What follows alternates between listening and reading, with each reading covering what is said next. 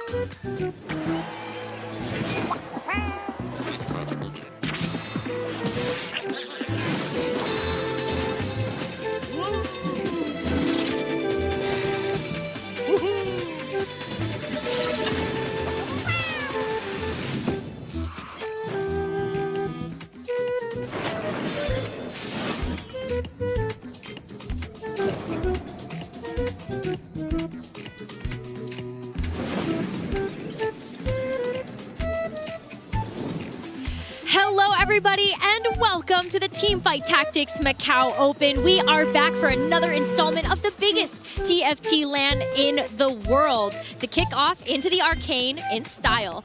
So excited to be back here. My name is Nekra and I am joined by Mort, Aziel, and Clement. How are you guys doing? Doing great. Excited to be here. Already did a dev panel, seeing everyone come in here. The environment's amazing. It's a new set, new stuff.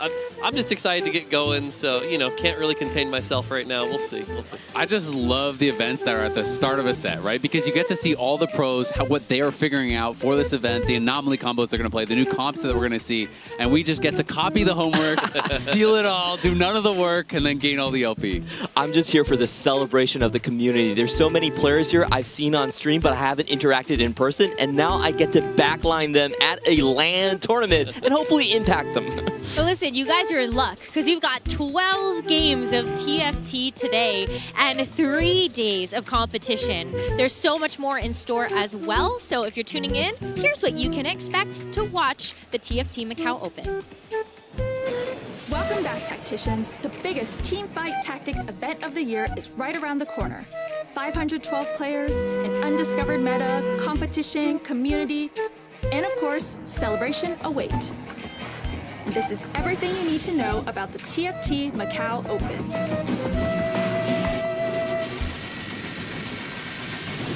The TFT Macao Open is all about braving the uncharted and learning and adapting to a brand new set.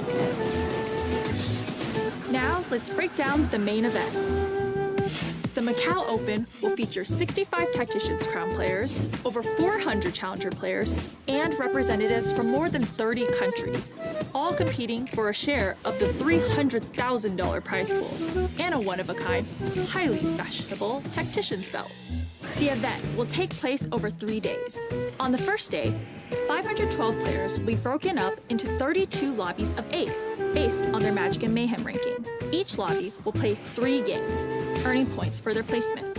First place wins 8 points, and 8th place wins 1 point. At the end of the 3 games, the top 4 from each lobby, totaling 256 players, will advance to round 2. Rounds 2 and 3 follow the same elimination format. Players who have made it to round 3 should do a little dance. Reaching this stage guarantees them a cut of the prize pool. On day 2, the top 64 Tacticians keep playing in the same elimination format until we're down to our top 16 in round 6. These 16 players will be split into 2 lobbies and play 4 games each. The top 4 point earners from each lobby, totaling 8 players, will move on to the finals. On day 3, the top 8 players will compete in a checkmate format. When a player earns 20 points, they will put the rest of the finalists in check. At the same time, other players will be gunning hard to keep champs in the making from winning.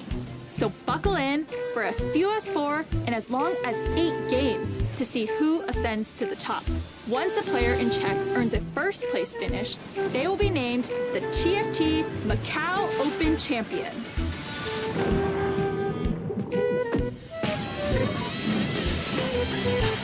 From the finals to dev panels and show matches, and maybe even a sneak peek at what we've got planned next year, we've got so much to share with you.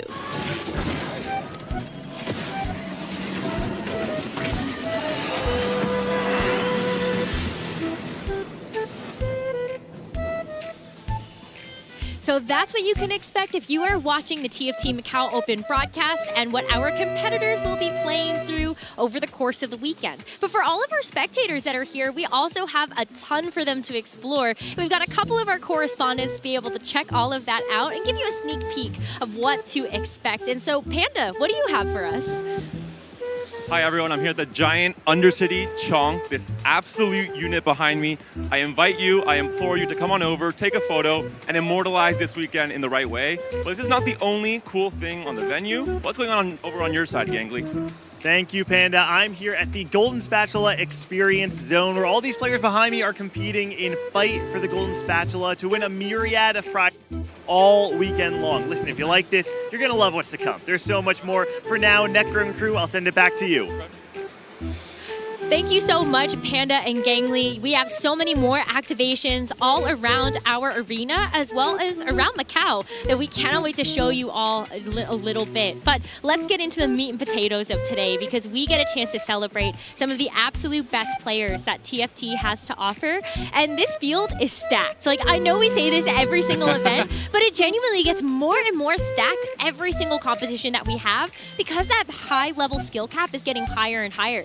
So who who do we have here that we get a chance to highlight? Yeah, I mean, you saw it in the video. They talked about how we have, 65 people who've competed in the Tactician's Crowns, like 400 challengers.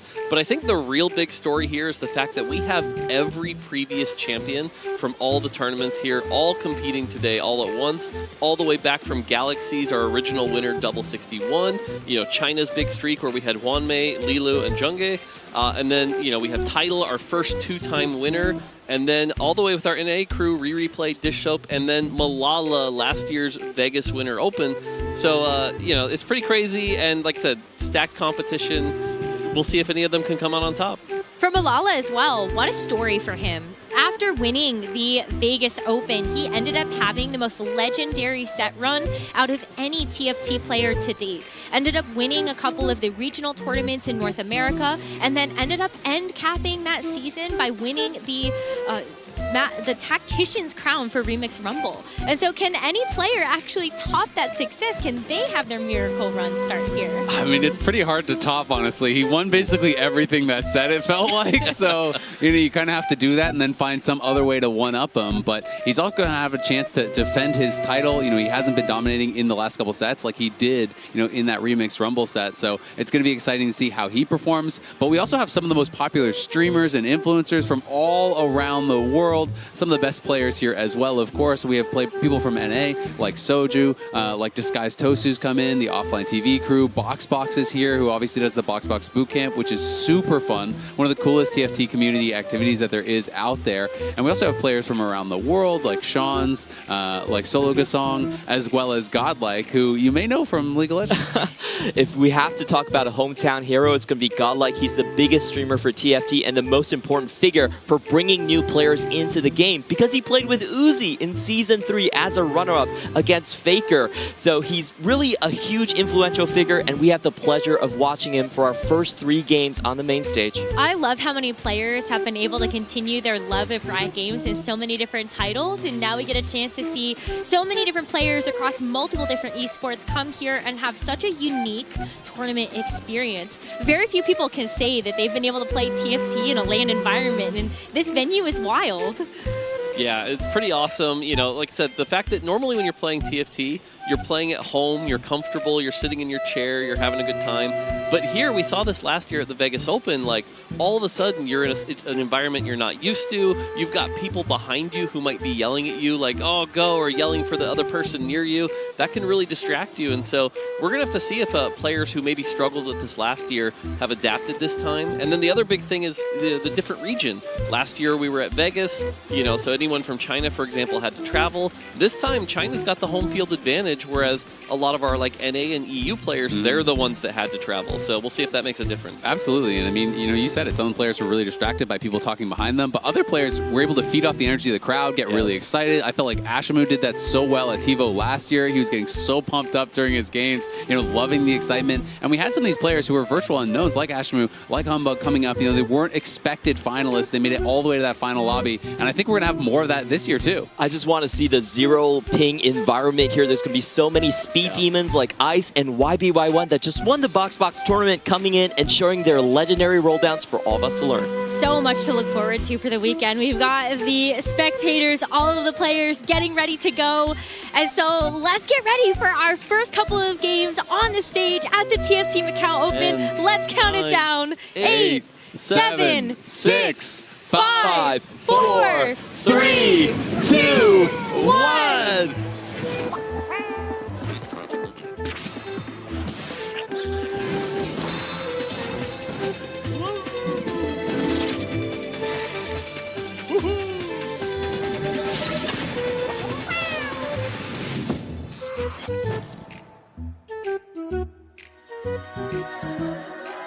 Welcome to the TFT Open, hosted here in the beautiful city of Macau. 中国与葡萄牙的文化碰撞，让澳门变得活力四射。现代的奢华和传统的经典水乳交融，孕育出了令人惊叹的建筑和饕餮美食。 512 competitors, pro and amateur, have gathered from across the globe in hopes of lifting the Tactician's belt, ranging all the way from content creators to established global champions. 在活动开始之前，就让我们来认识几位种子选手。And we figured what better way to do so than over some delicious local cuisine. Let's go. Go！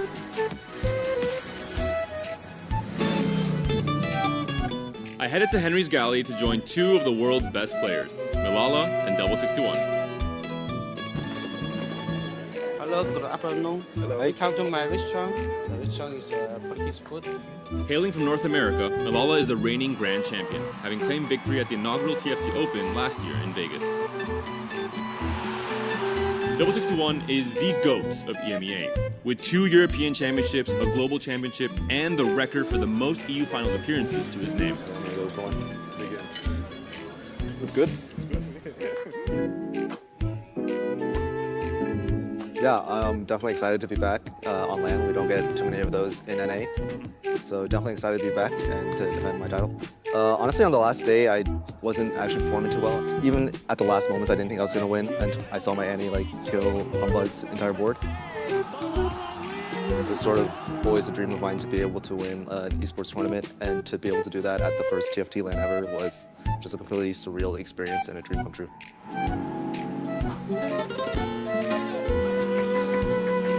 Double. General feeling about coming all the way here and being able to play in a destination like this one? Yeah, it's my first time in Asia as well. I love Macau. I'm really excited to play with all the crowd. I think Chinese players are really scary. And, I'm really excited to compete against them. Of course, I'm looking to take my revenge from Milala. You guys want to order some dessert? Yeah. Sounds good. Right. Let's see. Thank you. Looks delicious. Is that all for you? Do you want to split? Nice flex, buddy. Okay, we got the message.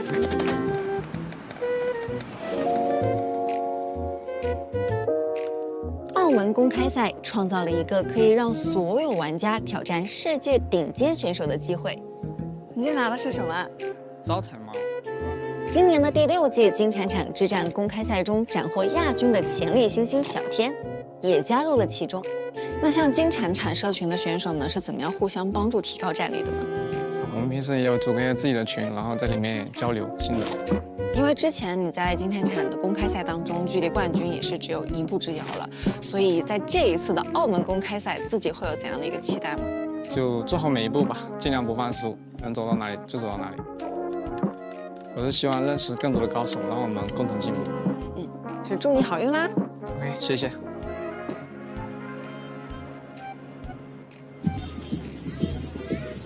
全球云顶高手都汇聚澳门。哎，你平时吃这个吗？吃挺多的蛋挞。我们可以要一份蛋挞吗？幻灭作为本土云顶传奇选手，2021年为中国赛区拿到了首座全球总决赛冠军奖杯。看着比较有实力啊。他当然也会剑指冠军。而且上一次我们在拉斯维加斯的公开赛其实没有取得一个很好的成绩的。那这一次我们的云顶之弈的澳门公开赛是在家门口举办嘛，所以你自己会有怎样的一个预期呢？首先期望就是先打进最后一天的决赛圈嘛。这一次我们澳门公开赛毕竟是本土作战，中国选手非常多嘛，还是比较有希望成功本土夺冠的，所以希望把冠军留在中国。祝你们好运！你可以开心一点。顶尖高手齐聚澳门，赛果瞬息万变。And that's what makes an open. Now let's get it started.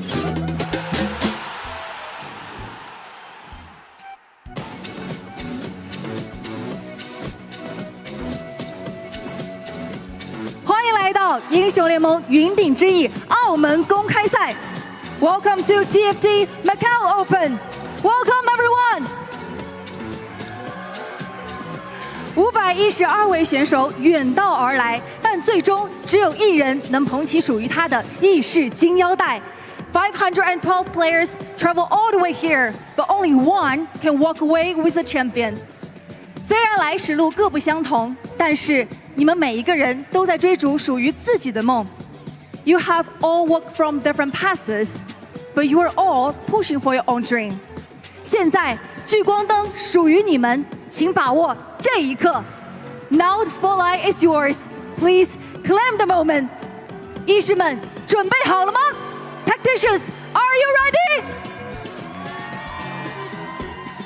现在澳门公开赛正式开始 ，and now let battle for Macau Open begin.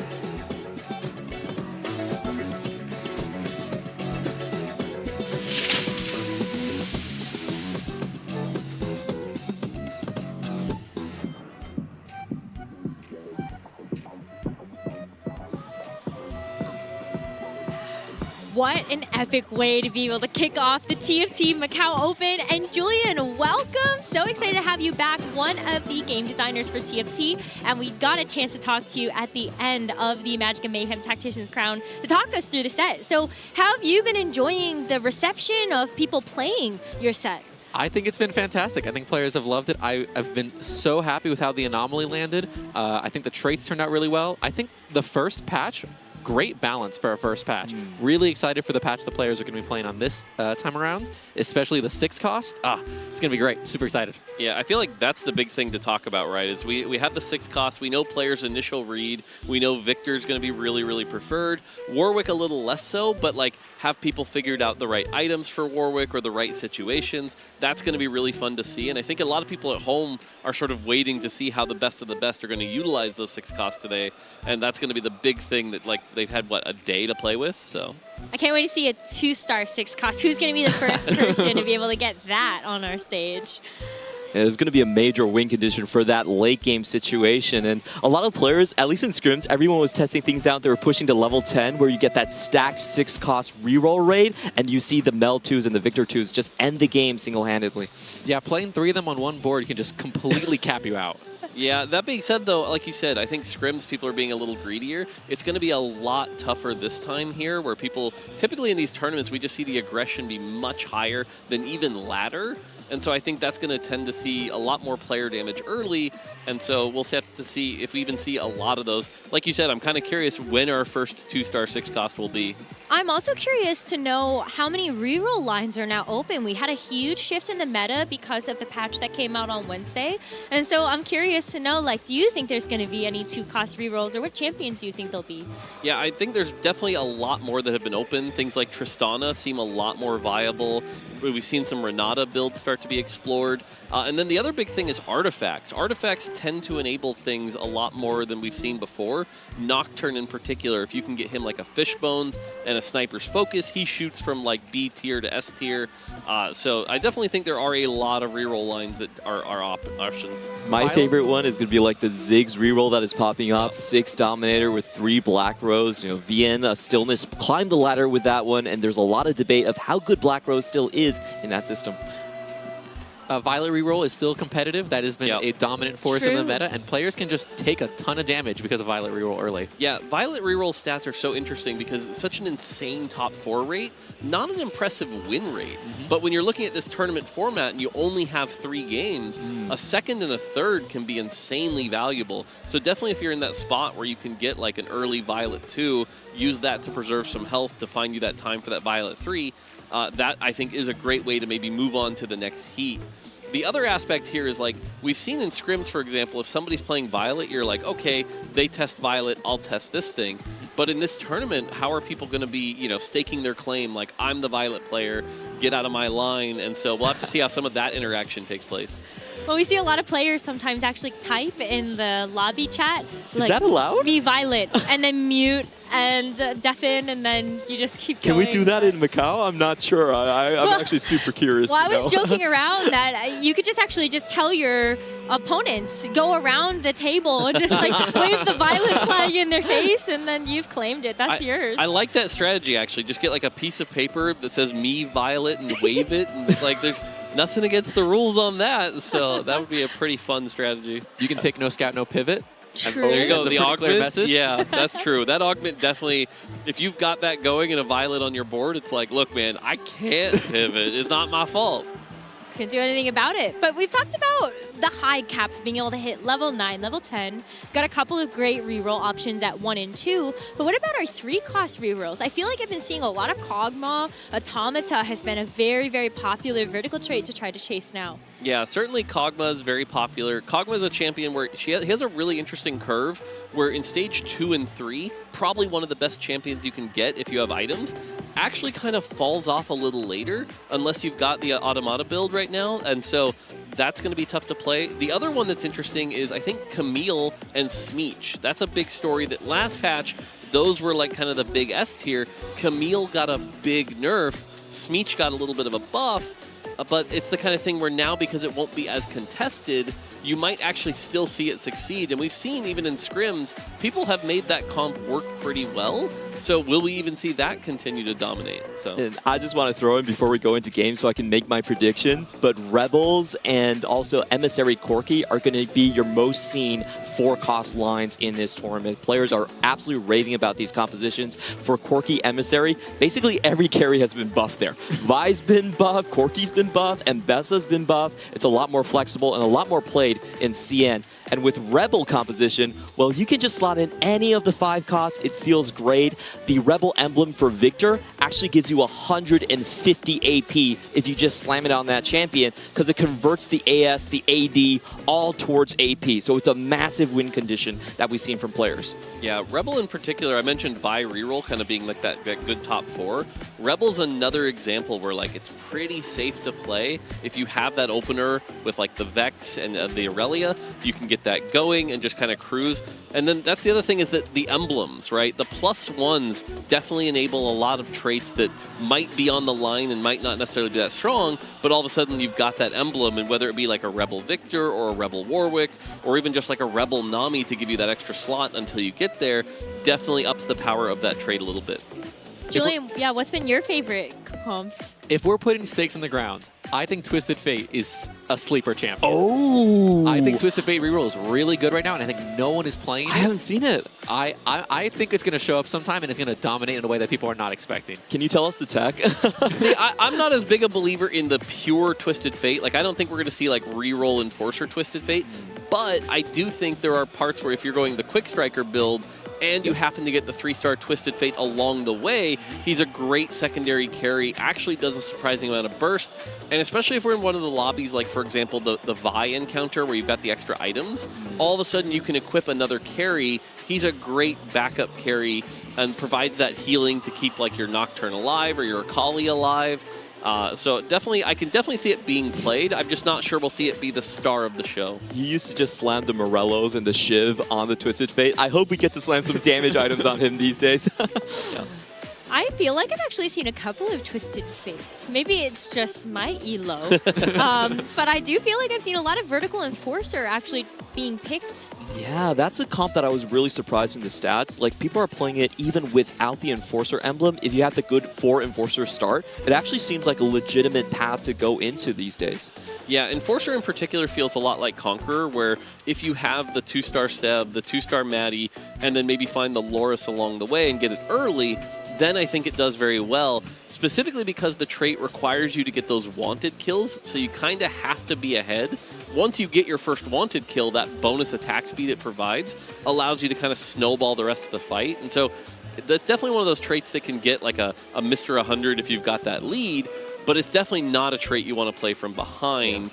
And I think that's the thing, is we'll have to see those situations. And with the skill level of the players we have here, it can be a little harder than on ladder, where you can just kind of bully everyone a little bit. So There also is the martial law variant where you throw in the Mbessa. I don't think you need the emblem. Of course, the emblem makes it better, but I think Caitlyn carry with Mbessa cleaning up all the shots is very valuable. The team-ups have been so much fun, and I actually wanted to ask you about the new team-up that you brought to Evolutions here. I think there's a Betrayal that works with the Enforcer one as well, right? Yes, it's Maddie and Mbessa. We didn't want to change Maddie's traits. That would have been maybe a bit too weird for Too on the patch. nose, maybe. But having Mbessa tell Maddie who to kill just felt so flavorful and so fun.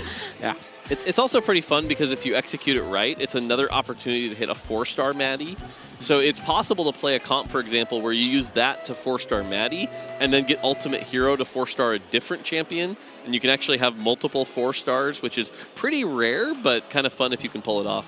Well, because I was going to say, there are a couple of anomalies that you can't see with picking the augment that gives you that Another item anomaly. that gives you another anomaly, That's right? correct. That's correct. So what are the ones that our players will not be able to see if they pick that augment? Yeah, so if you take other anomaly, you can't get ultimate hero because having an item that just makes you 4 stars a little too much. Yep. You can't get calling card.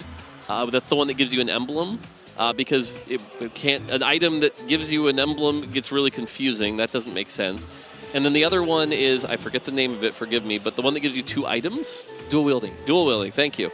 That's the other one that, like, again, like getting an item that gives you 2 items doesn't really make sense. So those don't work there. If you can't guess how it works, it probably doesn't exist. That's a good point. But there are some really creative ways that people have been able to use the anomaly, and I'm so excited to see what combinations people can come up with, because even taking a look at some of our players just preparing for the tournament, they've come up with some pretty spicy things on this patch. I think that's where the biggest edge players can find are going to come from. Those reroll plus anomaly combos I think are so spicy. A lot of times you just don't have enough reps in these situations, and when you're playing a reroll with so much gold concentrated on one unit, you have to be super picky about your anomalies. And I think Mordok and Julian, you can talk to us more about the design intent of the anomaly changes this patch that really should change the way you think about them. Yeah, generally the thing is, a lot of people before in the last patch were looking at the anomaly as, I'm playing this comp, I want exactly this anomaly, and it's going to cost me somewhere between 10 to 30 gold on average, right? This time now, because the anomaly can repeat, you can't guarantee one specific. No so forcing? You can't force it. 130 gold. So you need to at least have a couple in mind, right? So for example, if you're playing Violet Reroll, yeah, you still want Ultimate Hero, but maybe you think of a couple others that you're willing to get, right? Maybe you're like, oh, but I'd also take Calling Card for that family +1, or maybe I'll take Dual Wielding for some extra items. Bully? Take Bully for the extra damage amp. That's a great choice, right? And then when you see one of those, you have to be willing to go, okay, this is going to be, you know, the thing I need to take so that I don't end up in a situation where I'm rolling too deep and blowing my entire gold. Yeah, everyone knows the best anomaly, but do you know the second best, the third best, and the fourth best? That is what's going to take you to the final table. And with the 6 cost available, you need gold in Stage 5 and Stage 6. Oh. If you're burning 30 gold on the anomaly, that's a way lower chance of hitting that Victor. Yeah, for sure. I think the other thing to talk about, though, is the fact that we know some of the anomalies got explored, right? Sort of the obvious ones that were really good. But it's a lot of the more niche ones that people haven't really fully explored. Even before we came on the air, the 4 of us were talking about Center of the Universe and how that works in Automata. Yeah. And so, like, that's another example where, like, how many people are aware of that interaction, how many people are aware that works, and that is an adorable cat. That's so cute. Love it. Just to talk about the Center of the Universe Automata tech, I've seen in scrims, people put it on the Malzahar, and it actually extends the range to the target. And those hits with those Spirit Balls, they actually count towards your Automata activation. So it's a lot of damage instantly, and most players are just not going to know about it.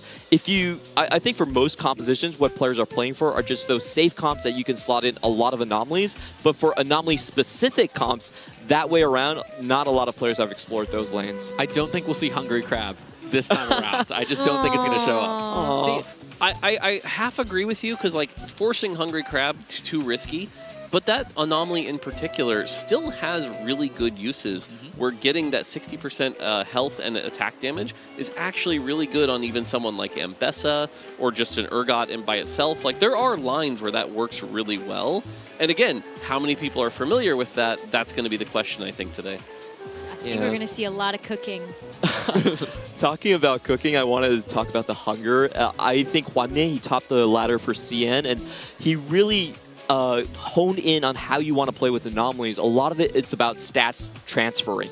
You want to get base stats in, and then you want to use things like long distance pals. You want to do things for like Hungry Crab, or you can sacrifice a unit, or even the miniaturize that was at the start of the set, where you could take all these base stats and give it to units that have damage amp or true damage, like the Pit Fighter line that really enables you to make use of that. And Hwan Mie, I want to see him cook today. He is a big Pit Fighter player, very rare in today's top ladder environment. Yeah, for sure. Pit Fighter is definitely one of those traits that a lot of people don't realize like just the 2-piece bonus gives you that Omni Vamp, which is really powerful to get that in. We don't see a lot of 4 and 6, but if you've got those emblems to get up to 8, that's going to be a big win condition. 8 Pit Fighter's been really, really powerful. It's definitely interesting, by the way, looking around the arena, seeing everyone's kind of like mindset as they get ready for their games. I saw some people in Team Planner setting up their comps, getting ready to go. You see some people just kind of like sleeping it off a little bit, trying to get in that mindset of like, and again, we talked about this before the show, right? This is that LAN situation that this isn't how a lot of people normally play TFT.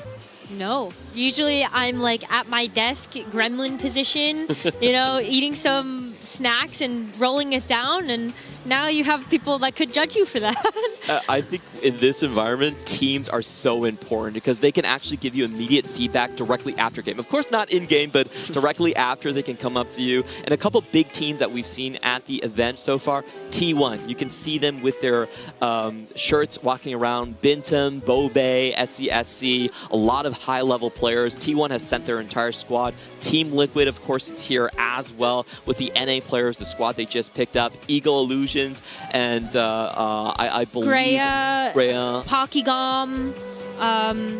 That squad is very big, but you're absolutely right. We've had a lot of teams that got a chance to form after our first foray into the 4v4 format, and they've stuck together to be able to play the Open together. Talking about the LAN environment, anytime a team shows up with matching uniforms, I think there's an intimidation factor to it. Yes, for sure. The T1 logo, ooh, man, that scares me. Yeah, last year it was the lab. I feel like the lab all wearing their lab coats and stuff like that was pretty cool to see. And, you know, that led to Humbug being kind of exciting with that Devil Teemo finisher that he would play. And every time we saw that, he'd make that big comeback. So that was really a lot of fun. So I kind of agree. Yeah, the crowd was going wild for that. Every time we saw the Teemo finisher, you could hear the crowd just like cheering and being so excited we were going to get another game. That checkmate format is going to be so fun on that final day. I'm so excited for it. Oh, and we're just panning in on, that was Candace's husband actually playing. She asked us to root for him as long as he's not 8. She's happy. It's a little bit of a more forgiving format. We talked about this a little bit, but being able to get top 4 is going to help you be able to move forward. So that comes with its own sort of territory of like, ooh, maybe I can take a little bit of a reprieve. Like, it's okay, I got 3rd in this game, and now just kind of sit back and relax a little bit. That's such an improvement from the last time we had Vegas Open, because I had friends that they were like 3-3-5 and they missed the cut. This time around, it's only top 4. It's much easier to advance, much fairer for the players. It feels like your ladder experience.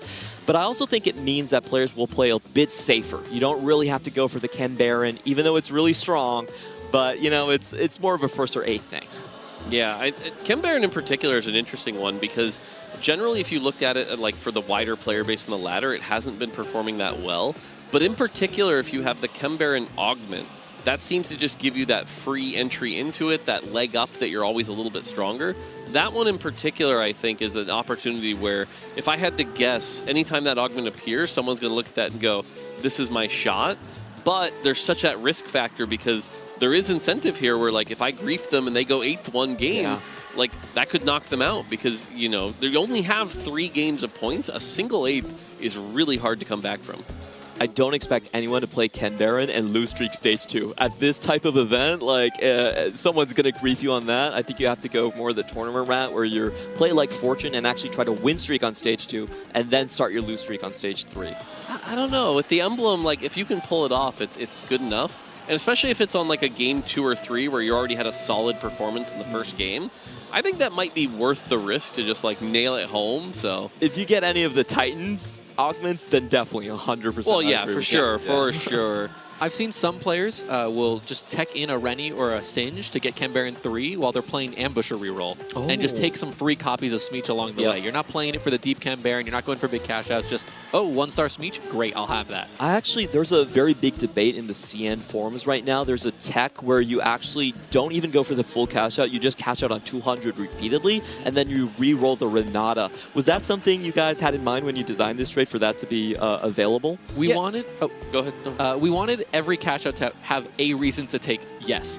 If the answer was always no. Why even give you the choice? Yes, obviously. And so with the 200s, even the 100, there's one that gives you a Rennie and a Smeech. And so you could go, well, I'm at Chem Baron 3. This gets me to Chem Baron 5. Maybe I actually should take the 100 right now. And so with the 200s especially, yeah, if you're playing Renata reroll, getting that 2-star it's pretty valuable. There's so much unexplored about this set. This is what I love about the Chem Baron. I honestly think it's the best econ trait you guys have done. It's very clear how much shimmer you're getting. Like, Fortune was a bit hard to calculate because it wasn't that obvious. So I think Chem Baron is just like, it's much more, there's a lot of micromanaging going on. If you're win streaking, you can take out the 5 and just play the 4. It's the same cash out. You can roll really hard for the Savika to go to 7. There's so many things you can do. You guys really nailed this one. Thank you.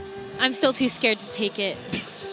I'm just not a lose streak player, so I'm like, I don't think that I can actually take this trait. I don't think it's going to do very well for me. But one of the, I guess, econ traits, I guess I would say, that I love to explore is Academy. Ooh. And that was actually a trait, I think, that got buffed a little bit in this patch, right? Yeah, Academy, a lot of its early power is the fact that you're getting the extra item, right? You put in 3 Academy, you're up an item. You put in 4 Academy, you're up 2 items. That's a decent amount of power. The 5 and the 6 did get a buff this patch, so they'll be a bit more playable. Heimer a little weaker than before, and currently if you talk to the pros, a lot of them are saying Heimer's kind of the weakest 4 cost, but Academy is one of the places where he can be played.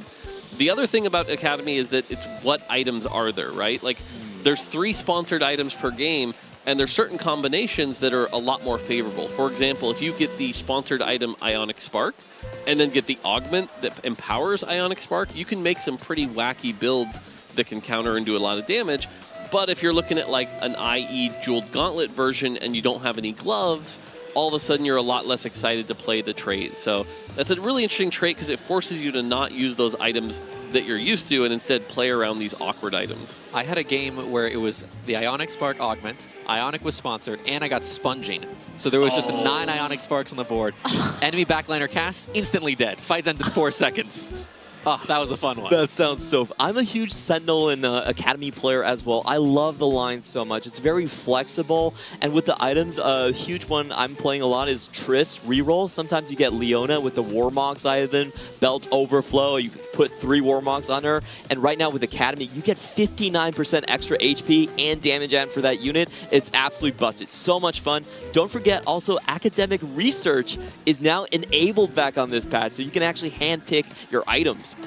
It's true. That augment is pretty good.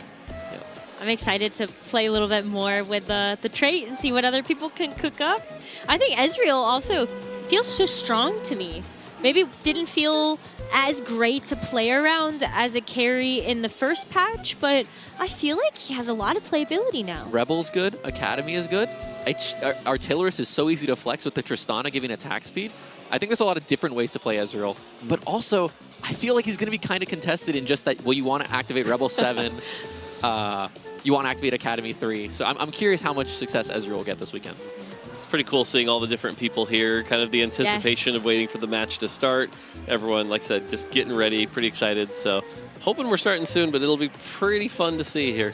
I just want to throw out my biggest dark horse for the tournament is Li Tuchuan. He's been rank 1 global for most of this set, and because he plays on the CN servers, most people don't even know about him. He just won the Huya Cup. He's the cleanest player I have ever seen recently, and I think he's going to be the one to like reinvigorate the CN scene. It's been a while since they've been able to claim a title at the Tactician's Crown, and honestly, for the past set, it's the first time they hadn't had 3 players in the final lobby for a while. So I think if you're thinking about the home crowd and who they're rooting for, Li Tuchuan, big dark horse to look out for. The anomaly tech we've seen over the past few weeks has all come out of China too. That region really likes to explore and find the new things to make to get the edge in the anomaly rounds, and so I'm really excited to see what they come up with. What's the favorite anomaly combination? Can you leak the tech for us? No, not on a hot mic. Okay. I think you're right, though. I think we've seen a lot of incredible techs come out from China. Maybe we get a chance to see even more of that as we get ready for our first game. We see the countdown finally going to launch in, and you can see the 8 players that we will see take the stage for our very first game of the Tft Macao Open, and we've got Jinx as our encounter. Yeah, so Jinx is going to mean we're going to get those Scuttle Crabs. That's going to be extra economy, extra resources. And so it does look like it's going to be the base Scuttle Puddle. It's not going to be Crab Rave. But they look so fun now. I know, They got reskinned. They do have their costume. But so that means that people don't have to worry about the late game. They don't have to worry about the damage. But this does mean extra items are available. So comps like Emissary, for example, where you have multiple carries in the comp, all of a sudden become a little bit better on an encounter like this because you've got those extra resources. The biggest high roll we've seen in Scuttle Puddle is actually getting level up early on the first augment. It is so strong, and especially in this patch, when you get to level 10, you can cap out easier with 6 costs. That's been tearing things up in scrims. Yeah, for sure. Looking at the choices here, and this is, again, right now, generally here you're trying to hit 10 gold pretty early or lots of pairs to kind of figure out what direction you're going to take as we head into the first augment. If the first augment is Prismatic, you know, a Scuttle Puddle combined with Prismatic is going to lead to some pretty crazy games. But if it's something like Silver, that actually kind of counteracts it and can make it feel more like just a normal game with a little better control of your economy. I do want to hero build a little bit. I think Lilo is probably the highest profile player in this lobby. He's already won a Tactician's Crown, and he did it in a Piltover Zwan set back in set 6. So I think he's going to be the one to deliver the Dynasty back to CN. Yeah, we'll have to see. Again, looking at everyone's starts here, you're looking at the pairs they're drop, what type of orbs they're dropping. Are they getting any interesting champions here? You know, Godlike, for example, here has the Conqueror start, but Conqueror in particular, you really want that Swain so that you can hit 4 Conqueror early and start getting that loot. With the 2-piece, this might be something more like the Vi reroll, right? You might be sticking with these. You're trying to find those other family members. And again, we want to see everyone hit probably 10 gold here. Is going to hit 10. There we go. Has those pairs of Aurelias, pairs of Luxes, as we go into the augment round to see what we're going to be dealing with. And it's going to be a gold augment. Ooh, that does mean a lot of emblems coming out here. Oh. And Wandering Trainer, one of the favorite ones from our CN players, Insta-click. No, I think the big thing I want to talk about here is Lilu picked the family emblem. He slammed that like instantaneously. So again, we talked about that Violet reroll. Being able to go into 4 family early is such an extra advantage. Yeah, Uncle Draven coming in.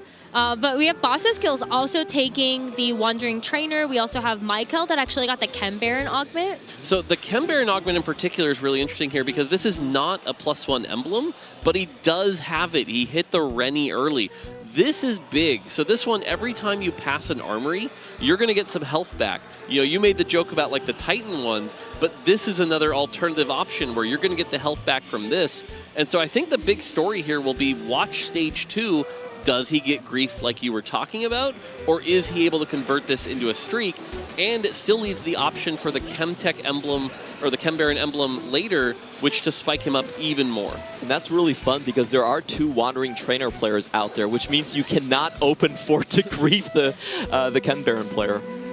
Lilio, by the way, doesn't actually have the 3rd family member. He's just playing the emblem here. So I'm really surprised by that snap pick without a bench ready to go for it. I think the thing is, the jump from 3 to 4 is such a big boost that even just saying, hey, I'm signaling that this is my lane. We talked about how the dynamic here is going to be telling people to get out of your lane here. Snapping that emblem is his way of saying, the Vi's mine, stay out of the way. SDA getting a really nice Rebel start as well, being able to have the set, and then Akali too. So in particular, this augment, I really love this augment for win streaking. This is the one that gives you 2 2-star 1 costs and a 2-star 2 cost. 2-trick. Yeah, 2-trick. Was able to get the Akali.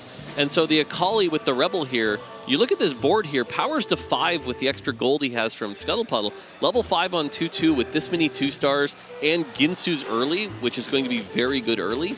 This is going to be strong here. I love this Maddie positioning too, having all the tanks in the far left and far right so she can try to shoot the Draven. Not that it's going to matter. They're just going for that so quick. Yeah, but you look at Lilu's board, we talked about, again, he's got the Violet, he's got the items. Again, very clearly, like, that's the direction he's going. We'll just have to see how long it takes him to get that. But the nice thing is, with Scuttle Puddle, he's got all the extra resources, so it should be pretty easy to hit. We do have a Dominator emblem coming out on the other side, I believe for SZA as well. So that Ziggs reroll line potentially open for everyone. That's been a big debate amongst the pro community. Yeah, we get a look here. We have Enforcer and Dominator here. Kind of an awkward combination. Those don't really work together. Gotta pick one. Yeah, so pick one. And this is a 4 Enforcer start, which is, we talked about, you know, during that, was decent. But without the 2-star Steb, you're kind of not really doing great here. And we've seen some other stronger boards. So I don't know that it's going to be enough to win streak. Thankfully, he gets a pretty easy fight here.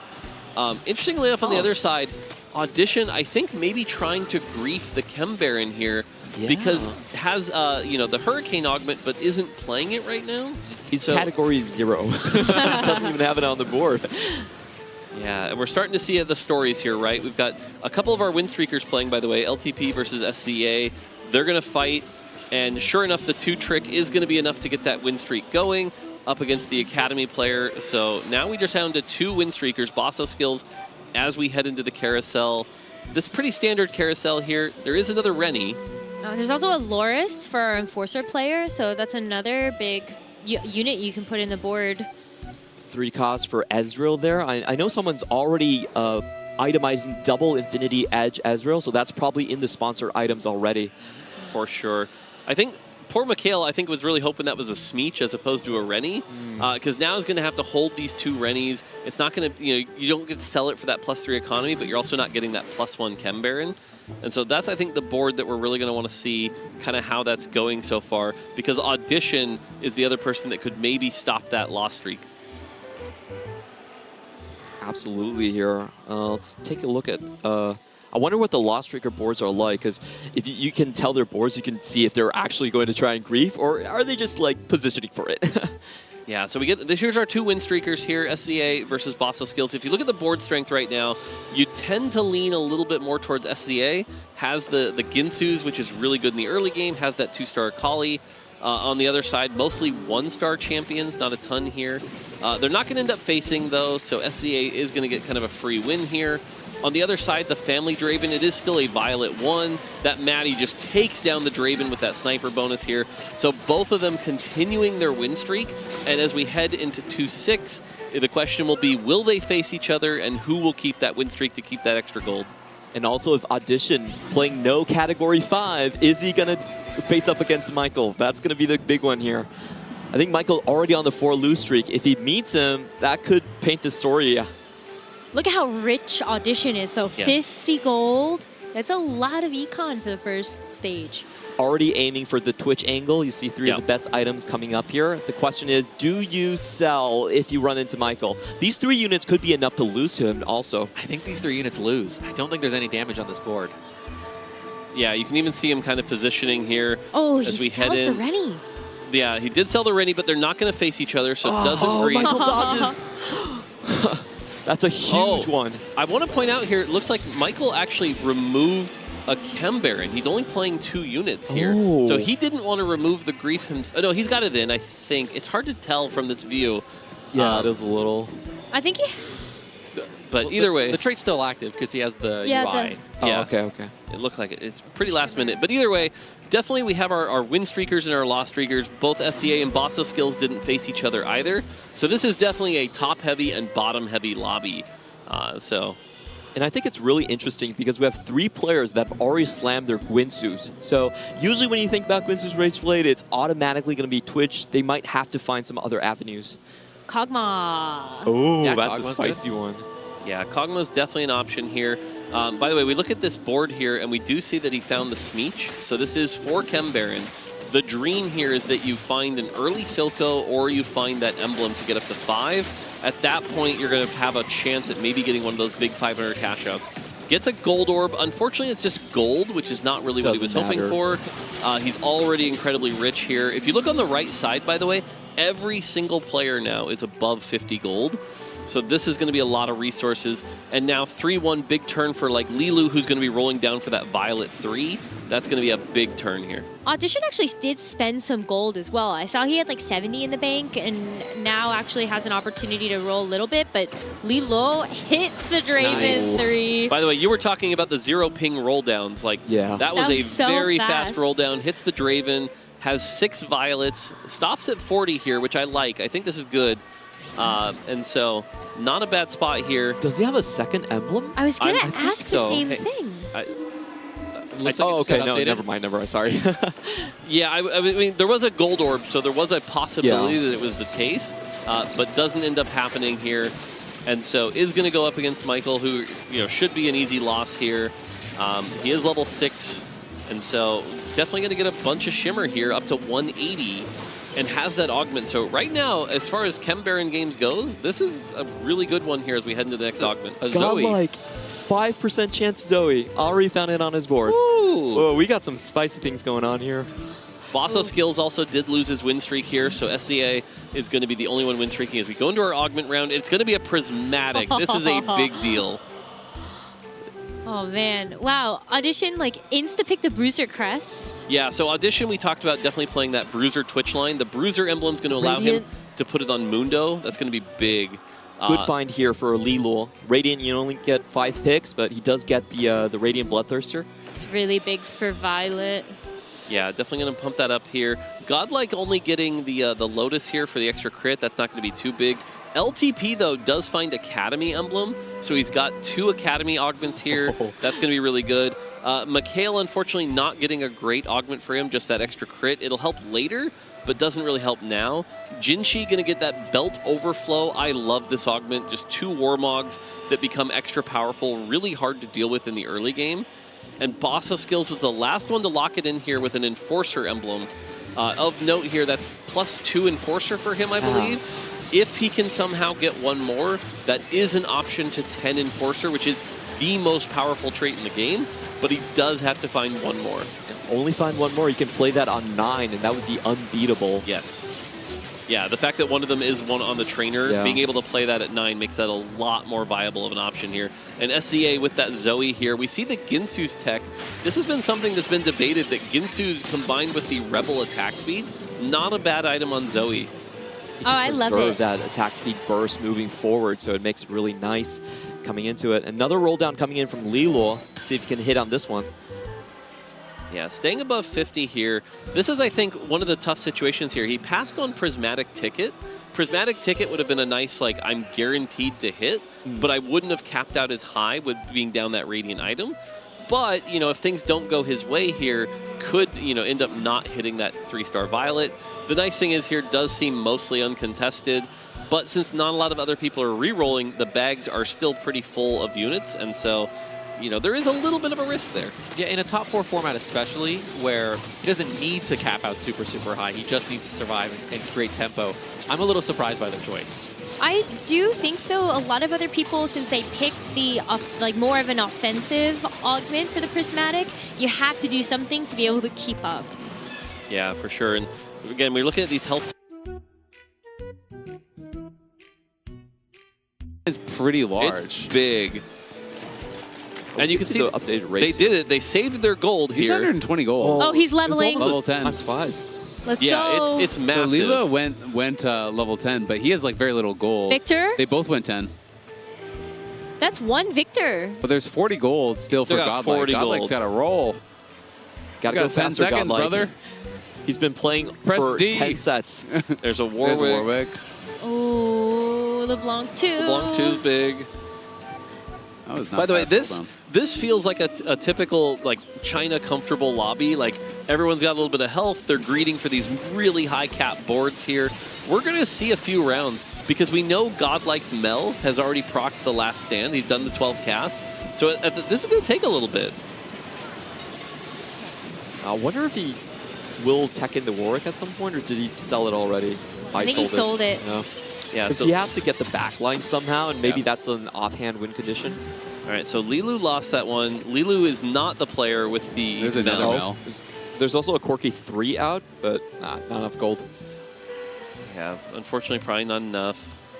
They're He's still rolling a bunch. Oh, Mel 2! Mel 2? See, like I said, Wow. he played to it and does hit the Mel 2 here. I have to imagine that seals the deal here. Godlike playing to that, and that's going to make him incredibly Otherwise, you could be in powerful. danger again more. You know, we thought you were saying that. I mean, look, if Mel 2 loses here, what would you do? I'll have some words. Your fate is just shifting back and forth. Watch Stakes may Mel be high 2 for the players, lose but to they're higher for more Heimer 2. dog. There's no way he loses to a Heimerdinger, of all, you know. So You got to root for the Mel. I'm pretty comfortable. It's absolutely stomping. Luden. Yeah, it's absolutely stomping. It's not- Whoa, that's crazy. And there we go. Godlike wins it. Level 10, Mel 2, plays the Artifactory and takes it to a first place, and I think we have our top four. Yeah, 19 points for Godlike then. Really well played from him. And yeah, it should be our top 3 from this game, plus Bosso skills, should be the top 4 that are going to be moving on. So a lot of the big favorites, are surviving in this lobby, but as we know from Vegas last year, that's not always the case, and sometimes the big players start dropping out fast and furious. Did you see the big smile on his face too? Yes. He's Yes. like, wow.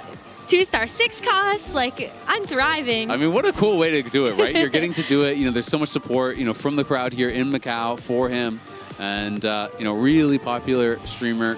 I could hear the crowd cheer for it. Mm-hmm. Yeah. He's always been one of those players that everyone knows is good, but hasn't done that much in the TOC. He's been out of it for 6 different sets, and now he finally comes back. If he can make a big name for himself here for CN, I think his stream numbers are going to go even higher. I mean, being able to save that 120 gold, and that's why I said, knowing that end game moment is a chance where you can really lean into that played so well. That being said, I think he was already in a good spot without it anyway. The Fishbones Corki just pumping out so much damage there. So that's just a really good spot to be here. And then props to Lilu. Again, Heimerdinger, something that right now I think a lot of people think is very weak, taking that to a nice second place there. So that's going to feel pretty good. I mean, it's kind of the power of some of the uncontested lines, right? We talked about that a little bit. We had a bunch of players in this lobby at times playing family and contesting each other, and it becomes very, very difficult. If you just push levels and play an uncontested line, sometimes it's a lot safer of a way. Maybe you're not going to be able to actually cap out and get first, but hey, top couple placements are definitely within striking distance. I also really liked his augment choice because he knew he had to cap out with the 5 Academy as well, so he got the Tactician's Crown extra, full on his entire front line. The Rumble 2 coming in was really nice for him. So good to see that Sentinel comp, which is my favorite comp, still working. I said it could still work. True. We were talking about it. I was like, Heimer Sentinels, I think it works. It just needs the right conditions for it. Yeah, I mean, the big thing is the Academy there. And by the way, we get a view of Toast here playing with some of the OTK people watching. Yeah, Sakino and Ariasaki there. You can see Scar over on the right side, all watching and seeing how Toast does do. Toast is at Weijin Iverson's table though, so that's gonna be a That is tough. scary. That is unlucky. Yeah, that's a tough table. That's so cool to see though, and we're starting to, like I said. So, yeah. All right, well, we do have a winner interview on stage with Candace, so let's go ahead and hear what they have to say.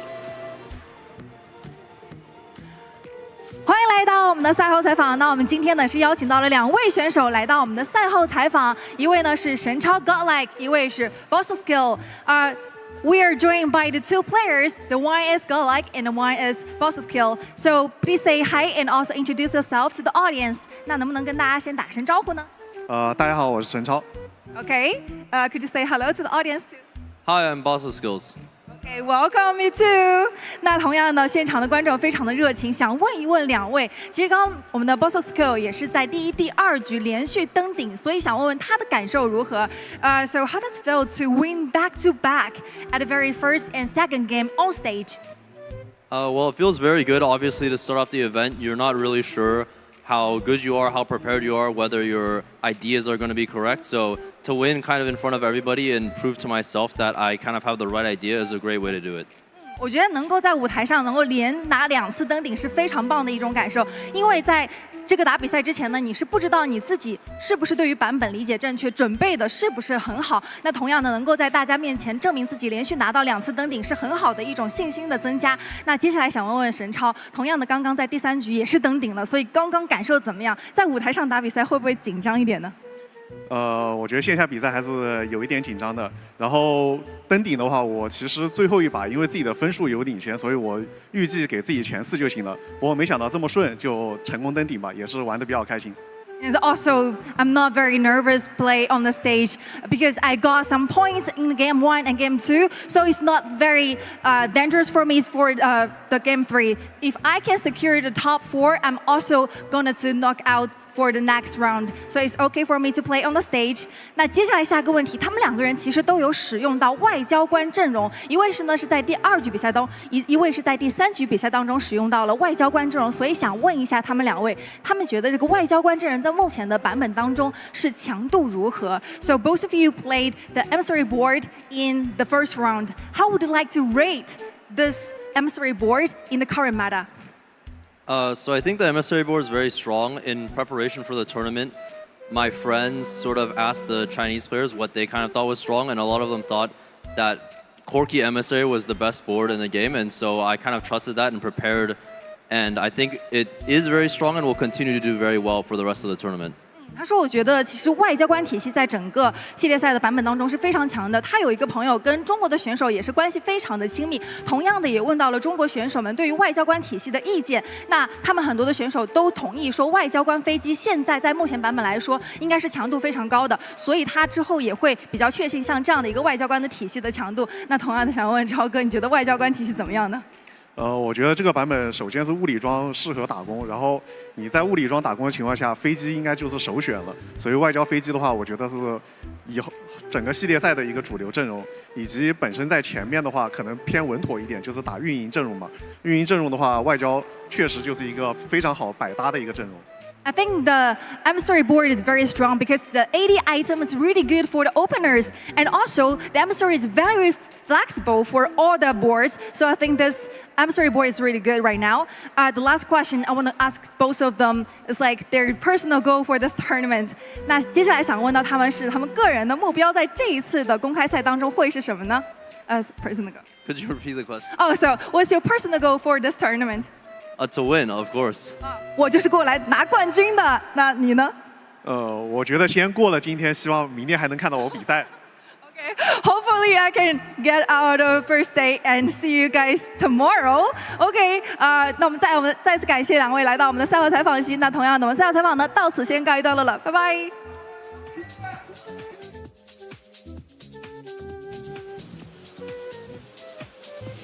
So awesome to hear from both Basso Skills and Godlike in terms of how they view the meta right now. They both, of course, want to win the tournament, but gave some really good insight on their games. I just like what's your goal for the tournament? To win, obviously. Let's go. Let's do it. Also, shout out to Candace. She's a beast. Like, being able to remember all of that and translate it perfectly, especially like the lingo that's used for games is not standard words. Like it's always slang and everything, and she does it in League. She's doing it at TFT. It's really impressive. She's bouncing it between so many different languages. And, you know, listening to Basso Kills, he also said he got the same source of tech from his CN friends as well, and they all have the same read, is that Corki Emissary is kind of the most standard line that people are going to go for. Very easy to transfer when you have those 80 item opens. You can, you know, trade units off the board more efficiently. So I think we're going to see more of it.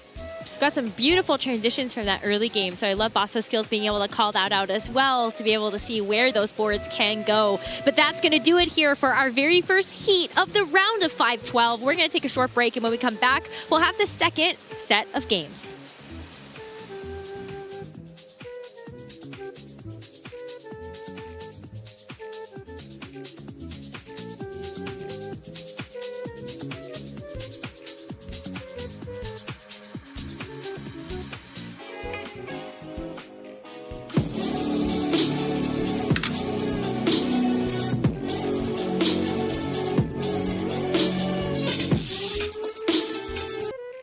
The human body was built to move, not trapped at a desk in one singular posture for 12 hours a day. It's time your chair evolved. This is Secret Lab Titan Evo. Ergonomically engineered for you, gamers, hybrid workers, artists, backing your every move.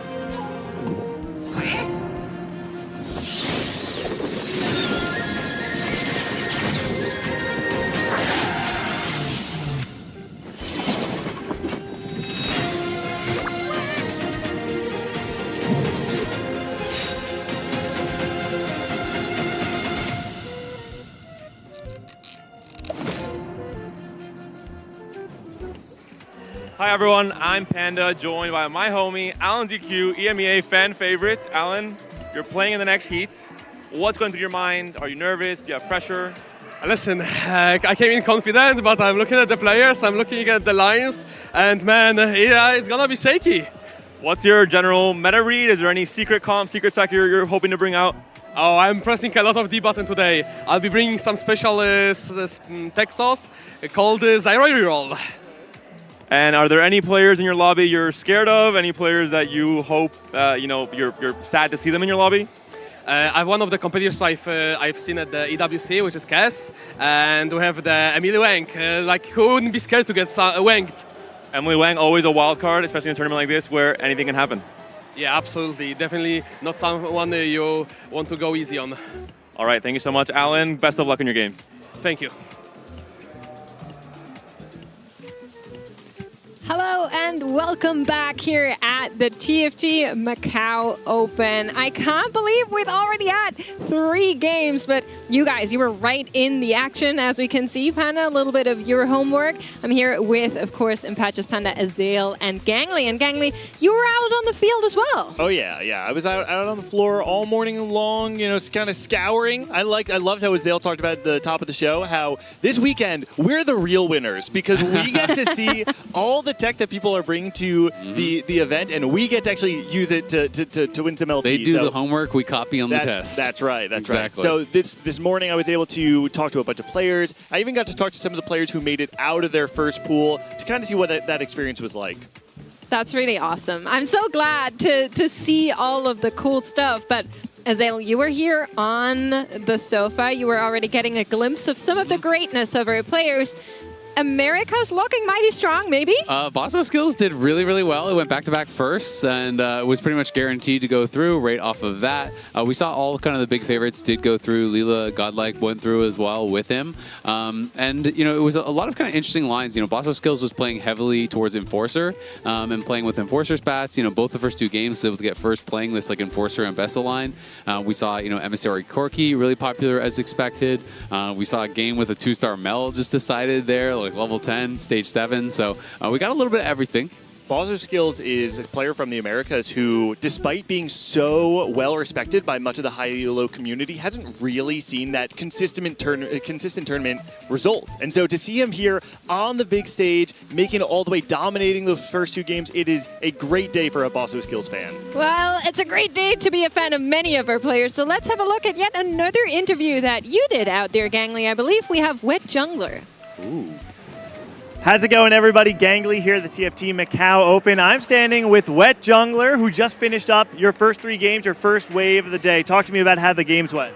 The games went pretty good, I think.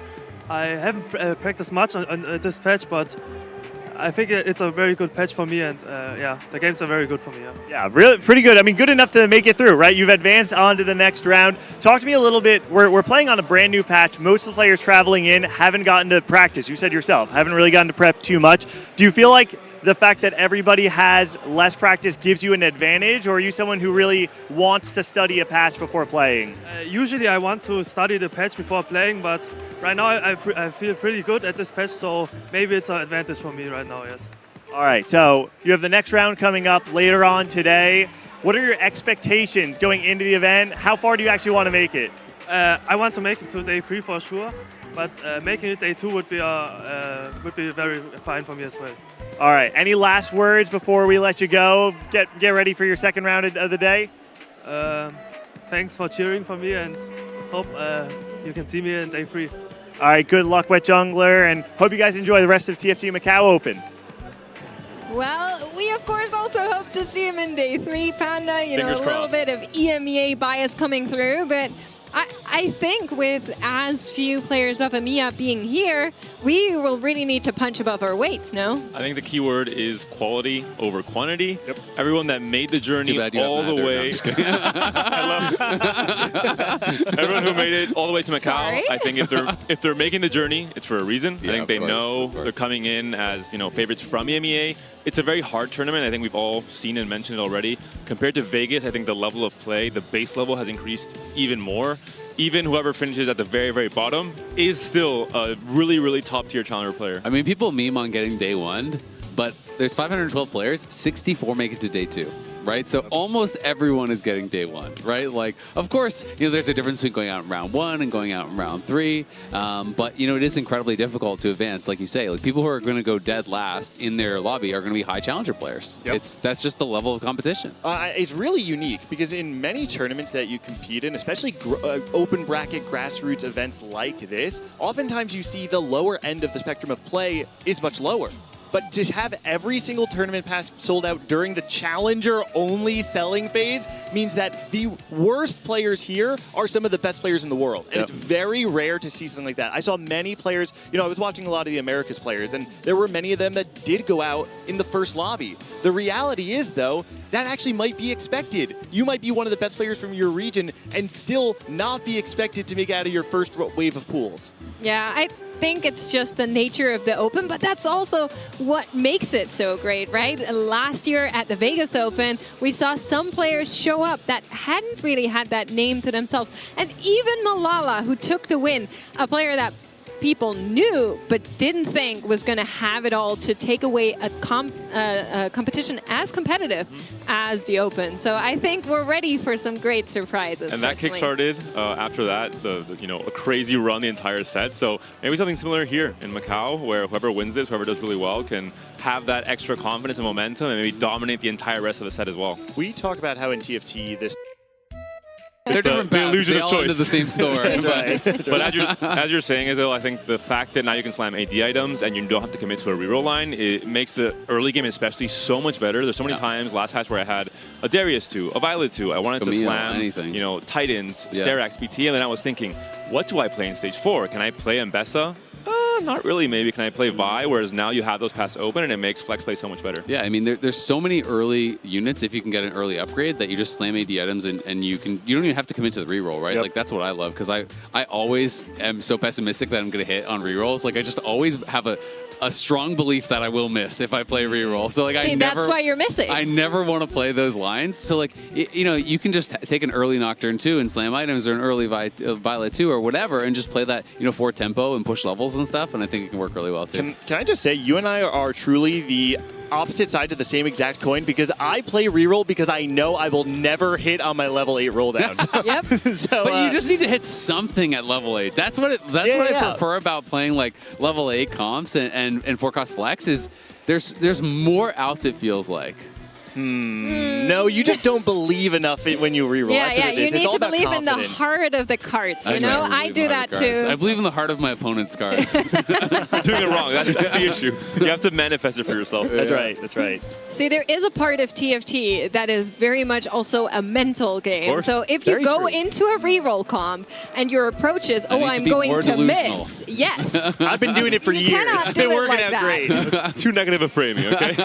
All right, but to be honest though, actually, more I think what you're calling out here about TFT being a mental game, we're joking about it, but it calls back to Malala at TVO. I remember after this legendary run, I sat down with Malala, talked to him about the last couple of months of TFT, what's gone right, how everything has changed. I asked him, what do you attribute this success to? Yeah. And Malala said, I spent a lot of time not understanding what my edge was. And then after I won the Tactician's Crown for set 10, I realized the thing I did better than everybody else is that I was able to play like myself when everybody else was worried. And I think the mental, the being able to have this mental fortitude of being under pressure, being under nerves, and still playing the most like yourself is the edge that most will find this weekend. I do want to add, there's a second part to the answer. I think it was something about playing a single song on repeat. Yes. For the entirety of the tournament. That's true.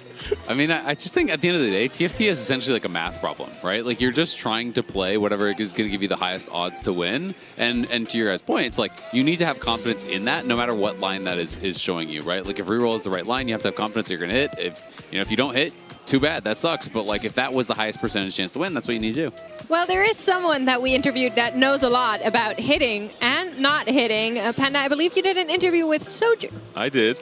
We'll see how that looked like. I'm not going to spoil anything just yet. Hey everyone, Panda here with the man, the myth, the legend, K3 Soju. Heat 1 is done. How'd it go? Not good. I mean, I didn't top 4 a single game, so yeah. Is there any regrets you have in terms of your game plan, your line selection, your prep? I mean, one of the games I didn't really get to play the game because it was in Bessa encounter. Yeah, I don't know. I mean, after 2-4s, like you have to play for first. I think the last game, like if I just press D to 0 until I hit Zoe 2, I mean it's a top 4, but like I had to like just pray for a first and just yeah. It's a cutthroat format. You know, it happened. We saw it in Vegas as well with a lot of top players being eliminated on day one. For the rest of the event, though, is there anything you're looking forward to? What are your plans for this weekend? Yeah, I mean, I said I wasn't going to gamble anymore, so I'm not going to be gambling. I mean, the venue is great. I'm going to be co-streaming as well, so I mean, I'm still happy to be here. So yeah, I'm excited for the rest of the event still. Thanks, Soju. Oh, thank you. Poor Soju. I respect doing the interview after getting knocked out. I think I heard he went 7-7-7. Oh man! So it's definitely not the event that you would want. You know, Soju obviously a really, really good player. You know, very high in challenger. So you know, definitely a disappointing result for him. But one of my favorite streamers, I will say, he's very entertaining. You say you respect Soju for doing the interview after going 7-7-7. I respect Panda for asking someone for an interview after they go 7-7-7. I am not the one in charge. I simply follow orders. They sent him in there, you know? He wasn't really given much of a choice. That's right, Secret Agent Panda.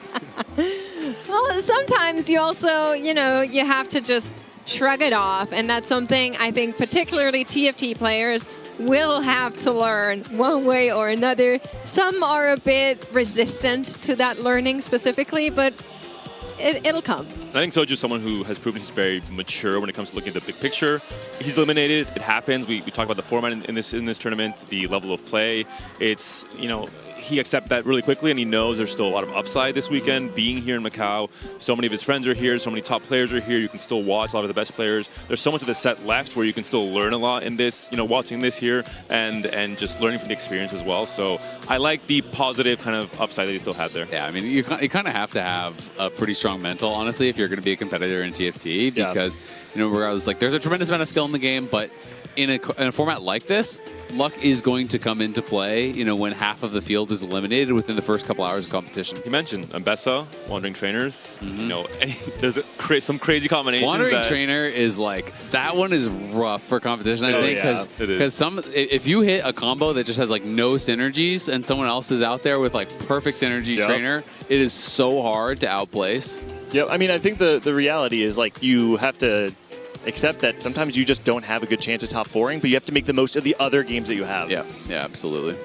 We see Zolo there. I was talking to him yesterday. We had a little bit of an event mixer there, and he was saying he feels really ready to go all the way. This is his moment to shine. So I'm watching, you know, Zolo, a very, very famous player for many that people look up to, has that spreadsheet, has so many comms, and then they don't speak German, so they don't know what kind of jokester he is. Oh, he's... No matter, whenever you talk to him, you cannot take him serious. It's really crazy to contrast. I think the last year he's been really unleashed in terms of how much more social he is. I think that really helps him make a lot more friends in the EMEA community. And now he's a reference point, not just in-game, but I think even when it comes to events like this, to be on the floor, be able to you know, speak to friends, it's just so cool to see him here. He was saying that, so I overheard a conversation between Froden and Soju, and Froden was saying, oh, you know, how many games do you have on the patch or on the set? And Zolo said, oh, overall I have like 100, and both of them went kind of like, oh. Is that much? That's not that much for Zolo. He was obviously also at DreamHack, where you were, Panda, so a lot of traveling for him. Let's see how it goes. If even with less games, he can maybe do it.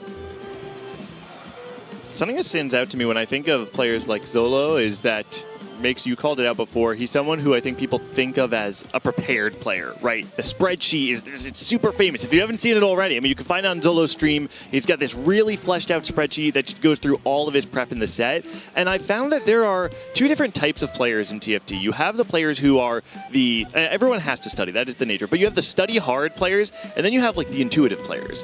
And I find, vibes. We play off vibes. Why do you go that? Feels good. Feels good, man. Sounds nice. I think that an event like the Macau Open it does favor those players who can actually play a bit more off of instinct, who can play off of intuition, because the reality is, and I know that, I don't know if I'm supposed to leak it, but like there's tech that is coming out even today, right? 2 days ago, you asked people about Renata reroll. Actually, Azalea, you were the first person to talk to me about it. You were the person who brought it up to me, but nobody was talking about this. I got spanked by it a couple times on ladder, and I was like, what is this comp? Like, what am I doing wrong? Yeah, I'm losing to why this. am I losing to this? And now I'm seeing so many players angle to it. I saw Wajan Iverson go 1-1 in his first 2 games playing. I saw Milk go second with it.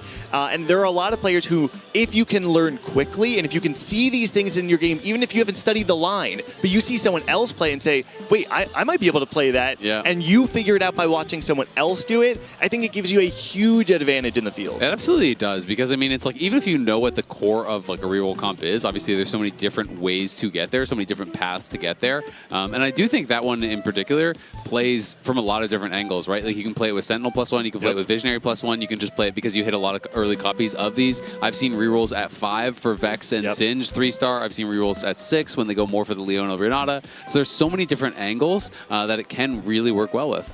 Well, we do have another interview from our floor here, so let's take a look together. Hello, everybody. Gangly here, the TFT Macao Open. I'm standing with Delicious Milk, one of the GOATs from North America, who just qualified out of your first set of your first lobby. How you feeling? Dizzy. How'd the games go? Okay, honestly, I think half the lobby just ran it down. So I think our lobby was 1-2-3 NA, and the other players ran it down. So yeah. Yeah, first 3 players out of your lobby, you, Clear, Phoenix, were you expecting to see all 3 NA players make it out? I didn't know who half the lobby was, so there's a high chance that it was going to be a lot of NA. All right, you also competed at Vegas, so your second major LAN event that we're having. How does TFT Macao compare to your experience at Vegas? Honestly, they're about the same. Yeah, I mean, the events by Ryder are really cool because like they spend a lot of money and time into like building like TFT esports, so I really appreciate that. All right, I'm gonna let you go so you can go prep. Anything else you want to say before you go? No. All right, thank you very much. Enjoy the rest of the show. That was great. Just nothing to add there, Gangly. I will say that might be the best recorded interview of Milk I've ever seen. Like, I told the producer, I was like, listen, we're going to interview this guy. Don't expect too much. But Milk, round of applause for being a good sport. Maybe it's you, Gangly. You're the diff. I don't think so, but maybe. Take the credit. Yeah, you're right. Okay, it was all me. No, but it has been great to kind of, I was walking around just looking at the different stations, and I saw some of the study groups kind of, group up and watch their other players that are in that first round. And I think that might be my favorite part about day one, when you can just, see the players and then you run into other ones and they say, oh, I'm group 2. I've been waiting to play. I can't wait. But I've been watching my friends, and it's just such a great experience to kind of see those cheers come in when somebody clutches it out. I think the Macau Open, the Vegas Open, I felt the same way. It's the new old school, right? There's this element of grassroots event of you and all the homies just screaming behind your boy while he's playing, right? And you're watching your friend, you're rooting for them. There's such passion behind it. And for a game that's been largely online since the dawn of it, we don't really have a lot of those experiences. So to have everyone together, you get to rally behind your friends who are competing. It's such a unique experience, and I'm really glad that we as a TFT community finally get to experience that. And you can see it in the enthusiasm every single player has. I think everyone has an element of gratefulness for having this opportunity now, where other esports, where the norm is to play in LAN events, the norm is to always see your friends every couple of months. For TFT, it wasn't the case for a lot of that. So you can see always the infectious smiles that most of the players have in these interviews, despite the results maybe not being, always as stellar. I was talking to Weya, who's a player from EMEA, who got in through the waitlist. So for those of you that don't know, we had a waitlist made. If you have a spectator pass, you could join one of the slots that opened up when somebody dropped out. And he got in through that waitlist and had his chance first 3 games, and unfortunately didn't make it there, but was very, very close to. And I was talking to him like, but it's great that you got a chance. And he's like, yeah, that's all I wanted. So I know good. Necro was saying that like a ton of people were in line for the kind of wait list to try to get in this morning. So definitely a lot of people here, we're hoping that they could maybe sneak in, because the competitor passes sold out so fast There's obviously so much hunger to compete, you know, especially in China. There's so many TFT players and there's so many good TFT players. So it's like, you're like, oh, it only sells the Challenger. But there's probably thousands of Challenger players in China across all of the different TFT servers. I'm curious to see if we actually get that Cinderella story this weekend, right? Of someone coming in through the wait list. When Makes and I were talking off camera, Well, through the wait list would be crazy. It That would, be but the like thing next is, like, level. it's actually possible, right? Yeah. There are a lot of challenger players here. This is what I was saying to Makes. Like, we saw a lobby where Weya was playing, and my response was like, "Oh, it's a waitlist player. Like, you know, they're probably really happy." And Makes is like, "No. These waitlist players are crazy. Yeah, they can be beasts. It's very possible that someone comes in, is a challenger player that didn't get a slot, and all of a sudden they have this chance to make the run. I mean, I'm here for it. I hope we get to see it. I mean, a small little recall to Humbug, who made it really far at the Vegas Open, despite not even being that high-ranked of a challenger player that Ashman as people well. didn't even expect, right? Like, I think there's a bunch of chances for a waitlist player to maybe have that dream run, that Cinderella story, like you're calling it, Gangly. We were talking to Philip, too, who was saying, like, oh, I have a waitlist player. Is it a beast? like, it can be.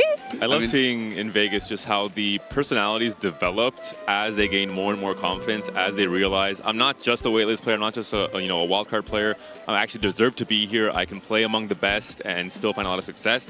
That was so cool to see. Obviously, you mentioned it. Ashmo, I think, was one of the big personalities on camera. Yeah. Even so fun to watch. someone like Tardman, who's not like the top echelon of French players, but I he's a love beast and he watching was Tardman. so fun on camera. Watching I hope we get to see a lot TFT more while of you that. play TFT. Respect. Min-max. Yeah. When Gotta one respect the game of grind. TFT is not enough. He's just digging for any single inch of tech somewhere in these games. Yeah, it looks like it. Probably checking back to what happened in the previous game, if I had to guess. Yeah. Or seeing what other lines people are actually playing. It's always fun to see, you know, players kind of reviewing the games and feeling what they thought went wrong. But, I mean, I'd be willing to bet that there's going to be, like, fully unknown players in the final lobby. Oh, you think so? I think for sure. Not necessarily from waitlist, but there's just so many players here and so many really good players. I think for sure. Yeah, I think any event that has this high volume of challenger players, I mean, we've seen, at least in the Americas, times where one of the lowest seeds from the trials, the tier 2 phase of competition, has made it all the way to the final lobby. So actually, I think I might buy into that. It's 65 players, I think, had played in Tactician's Crowns, right? Like, that are going to be here out of 512. So to me, it's like, it's not just going to be those 65. Like, there is enough variance in this game that if someone is playing really well and hits a good run of luck, like, they can go far. I think even outside the Tactician's Crown, I would claim Skara is a well-known player, but even outside the Tactician's Crown... Yeah, definitely not a favorite. Little asterisk there. No, but like even outside the Tactician's Crown, I think if you look at regionals or if you look at like the records of the years of competitive TFT that we now have, there are some names that haven't made it all of the way that we still know and we expect to maybe do well here. So I think we'll get those outbreak players like an Ashmu, but I think we'll also see some heavy hitter names in that day 3. For sure. I mean, there's just so many top players here that, like, you're going to see a lot of stars in day 3. Like, I think that's pretty much guaranteed. But I do think, like, that is one of the cool things about TFT is the game is super accessible. Like, you don't really need a good computer to play it. I know there are some really good players who play, like, iPad only and stuff like that. Yeah, Necra. There you go. Necra is that player you're talking about. iPad demon. Yeah. But I mean, there's players that are like high challenger that are like mobile only, you know, or iPad only, and it's a game that like really anyone can kind of get into. So I don't think it's surprising to have people, you know, coming up out of nowhere and being really good. I mean, we've seen even some of the players of the JOs from the JOC, the mobile version of the fight for the Golden Spatula. It looks like Wanju probably has this. Box looking very contemplative, and we'll see if Dobbs can kind of figure out anything. I mean, maybe if you get like a 2-star 6 cost, maybe that can make the difference, but... Really happy for Dobbs, I think. The reset in the mental going from 8th to huge, now having, you know, a really dominant game. I think